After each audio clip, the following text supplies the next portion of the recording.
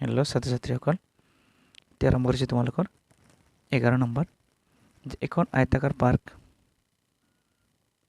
50 metre দীঘল আৰু 35 metre বহল।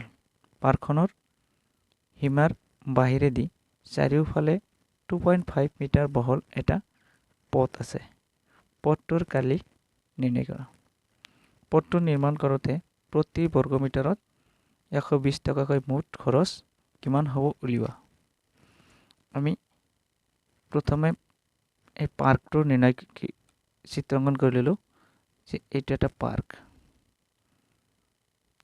এইটো এটা পাৰ্ক আয়তাকাৰ, দিক দি আছে কিমান 50 মিটাৰ। গতিকে আয়তাকাৰ যেহেতু বিপৰীত বাহু সমান হ'ব, গতিকে 50-50 প্ৰস্থ দি আছে বহল দি আছে কিমান 35 মিটাৰ। 35 মিটাৰ দি আছে 35 মিটাৰ। তাৰপিছত কি কৈছে যে পাৰ্কখনৰ সীমাৰ বাহিৰেদি, এইটো যদি পাৰ্ক হয় সীমাৰ বাহিৰেদি কিমান আছে 2.5 মিটাৰ বহল এটা পথ আছে। 2.5 মিটাৰ এইটো বহল পথ আছে। এতিয়া নিৰ্ণয় কৰিব এই পথটোৰ কালি কিমান, আৰু এই পথটো নিৰ্মাণ কৰোঁতে প্ৰতি বৰ্গমিটাৰত যদি 120 টকাকৈ খৰচ হয় তেতিয়া মুঠ কিমান খৰচ হ'ব সেইখিনি নিৰ্ণয় কৰিব লাগে। এতিয়া এই পথটোৰ কালি আগত উলিয়াই ল'ব লাগিব যে আয়তাকাৰ পাৰ্কৰ দিক দি আছে কিমান 50 মিটাৰ আৰু বহল বা প্ৰস্থ দি আছে কিমান 35 মিটাৰ। এটা আয়তাকাৰ পাৰ্কৰ হে, গতিকে পথটো আৰু 2.5 মিটাৰ দীঘল হ'ব, বহল হ'ব, তাৰমানে দিয়া আছে। গতিকে মুঠ যে পথটোৰ দিক দি আছে 50 মিটাৰ, বহল বা প্ৰস্থ দি আছে 35 মিটাৰ। এতিয়া পাৰ্কখনৰ বাহিৰেদি চাৰিওফালে এটা পথ আছে। এই পথটোৰ বহল কিমান দি আছে 2.5। এতিয়া দিক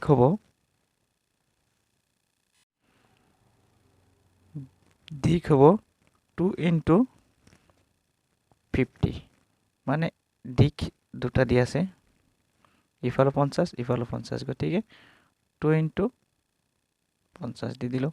তাৰপিছত +2, এই 2টো দিলে কোনটোৰ এইটোৰ লগত 35 প্লাছ 35টো কি আছে প্ৰস্থ ইয়াৰ পৰা এইখিনিলৈকে আছে, এইখিনি আকৌ বাঢ়িল, গতিকে এইখিনি হ'ল 2.5, আকৌ ইফালে এইখিনি আহিল 2.5, গতিকে দুটা 2.5 প্লাছ হ'ব, আৰু দুটা ছাইডত আছে কাৰণে আমি ইফালে 2 এটা পূৰণ কৰি দিলোঁ, সোঁফালে মিটাৰ আছে মিটাৰ দি দিলোঁ।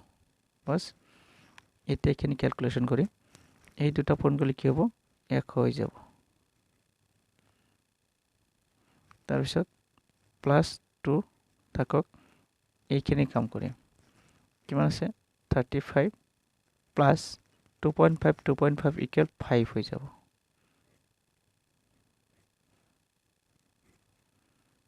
এইখিনি মিটাৰ, এইখিনি 5 কেনেকৈ হয় মই প্লাছ কৰি দেখাই দিছোঁ। 2.5 প্লাছ কৰিলে কি হ'ব 0, 1 থাকিব, 4 1 5 দশমিক, এইখিনি দৰকাৰ নাই, কি হ'ব অনলি 5 হৈ যাব। এতিয়া এইখিনি প্লাছ এইটো থাকিব 40 হৈ যাব, 35 + 5 = 40, 2 into 40,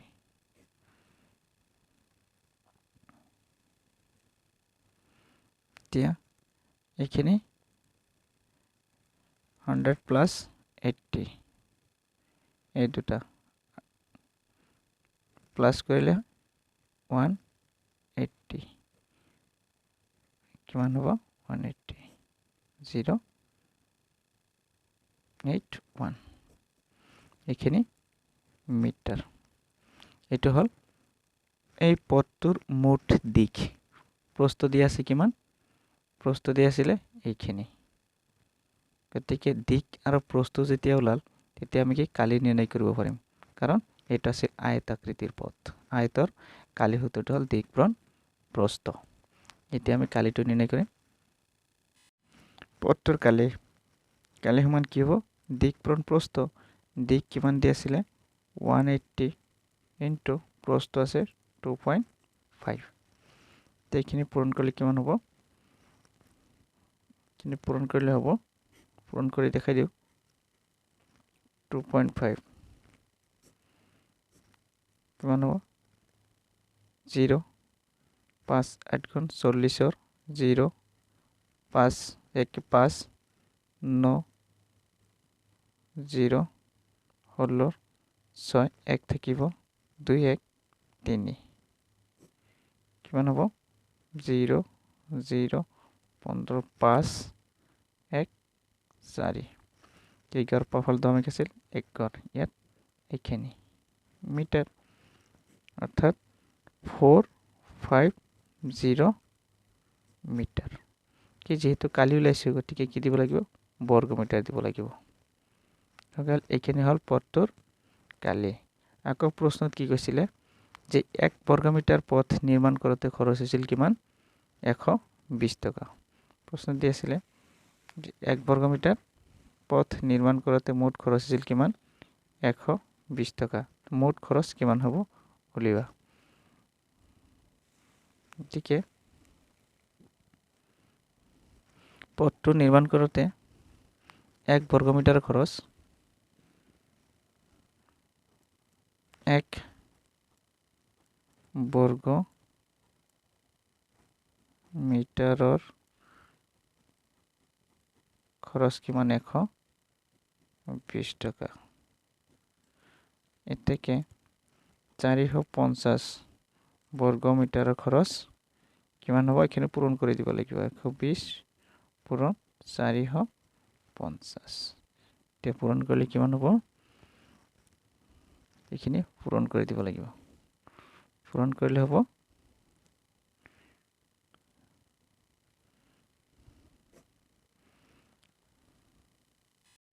পূরণ করলে হ'ব এখানে টাকা কিমান 54000 টাকা হয়ে গেল এখানে आंसर ঠিকই ইয়ার আগৰ অঙ্ক কেটা কৰি দেওয়া হয়েছে যদি শোনা নাই তলত লিংক দিয়া আছে এইখিনি পৰা চাই লবা তে নেক্সট নাম্বাৰ 12 কি দিয়া আছে যে আয়তাকাৰ বাগিচা এখনৰ দিক 120 মিটাৰ আৰু প্ৰস্থ 90 মিটাৰ বাগিচাখনৰ সমাজেৰে দিগলে দিগলে এটা আৰু পথালিকৈ এটা 2 মিটাৰ বহল ৰাস্তা আছে ৰাস্তাৰ মুঠ কালি উলিওৱা রাস্তা দুটা পকি করতে প্রতি বর্গ মিটার 150 টাকা করে মোট খরচ কিমান হ'ব উলিওয়া ধরা হল এটা হল আয়তাকার বাগিচা আর হো মাঝেদি তাকে রাস্তা আছে দিগলে আৰু পথালি ৰাস্তা আছে ৰাস্তাটোৰ বহল দি আছে কিমান 2 মিটাৰ এতিয়া এই ৰাস্তাটোৰ কালি কিমান আৰু ৰাস্তাটো নিৰ্মাণ কৰোতে প্ৰতি বৰ্গ মিটাৰত খৰচ কিমান হয় 150 টাকা হয় মোট খরচ কিমান হ'ব ঠিক প্রথমে দিয়া আছে কি হেখিনি লক্ষ্য কৰিম যে আয়তাকাৰ বাগিচাৰ দিক দিয়া আছে 120 মিটার প্রস্থ দিয়া আছে 90 মিটার রাস্তা কিন্তু মাঝেদি দিয়া আছে তে হো মাঝেদি কি দিয়া আছে রাস্তা ঠিক বাগিচাখনৰ হো মাঝেৰে দিগলে দিগলে এটা আৰু পথালিকৈ এটা ৰাস্তা আছে এটো ঠিক ৰাস্তাটোৰ বহল বা প্ৰস্থ কিমান ৰাস্তাটোৰ বহল বা প্ৰস্থ এখানে কিমান 2 মিটাৰ ঠিক ৰাস্তাটোৰ মোট দিক ৰাস্তা দুটাৰ মোট দিক কিমান হ'ব তে মোট দিক হ'ব ইয়াৰ পৰা এখানে আকৌ ইয়াৰ পৰা এখানে কিন্তু মোট দিক যেতিয়া ধৰিম কিন্তু মাজত এইখিনি কথা লক্ষ্য কৰিব লাগিব যেতিয়া আমি দিক ধৰিম এখানে গল আকৌ প্রস্থ ধরতে এই মাঝের এখানে বাদ যাব কিমান 2 মিটার তো মানে এটা রাস্তার উপর দিয়ে আন্টি গল এফালৰ পৰা ধৰিলে গতিকে এই 2 মিটাৰটো বিয়োগ কৰিব লাগিব গতিকে 120 এখানে হ'ব এটোৰ দিক আৰু ইফালে হ'ব কিমান প্লাস 90 মাইনাস হ'ব কোনটো 2 মিটার দেখে এখানে 120 প্লাস কিমান 88 প্লাস করে দিলে 8 দহর 0 1 থাকিব ইয়াত 2 হ'ব মিটাৰ। এতিয়া কি ওলাব লাগিব ৰাস্তাৰ কালি, যেহেতু দিক আৰু প্ৰস্থ ওলাই গ'ল এতিয়া কালি ওলোৱাটোৰ সূত্ৰ আমি বহাই দিম কি দিক পূৰণ প্ৰস্থ। ৰাস্তাৰ মুঠ কালি দিক পূৰণ প্ৰস্থ। দিক কিমান দিয়া আছে 208, প্রস্থ দিয়ে আছে অনলি 2, বাস পূরণ করে দিলে কেন 8 দ্বিগুণ 6, 2 শূন্য শূন্য আর একে কিমান হব 1 আৰু 2 দ্বিগুণ 4 বৰ্গ মিটাৰ। এখানে ৰাস্তাটোৰ মুঠ কালি। দেখি আকৌ প্ৰশ্নত কি কৈছে যে 1 বৰ্গমিটাৰ ৰাস্তা বনাওতে কিমান খৰচ হৈছিল 150 টাকা। তেনেহলে এইখিনি ৰাস্তা বনাওতে কিমান খৰচ হ'ব নিশ্চয় পূৰণ কৰি দিব লাগিব। কি লিখিম আমি যে ৰাস্তা দুটা পকী কৰোতে 1 মিটাৰ খৰচ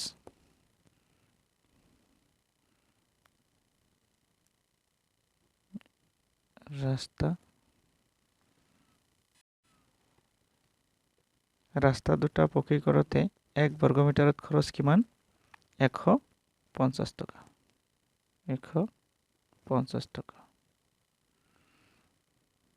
কিমান বর্গমিটার রাস্তা আছিলে 416 বর্গমিটার। এটাকে 416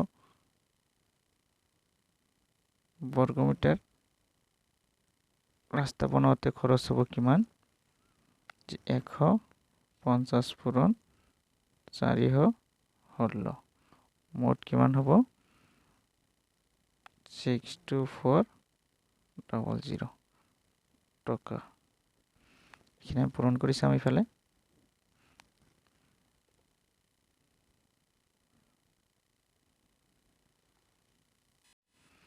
হয়ে গেল এখানে আনসার।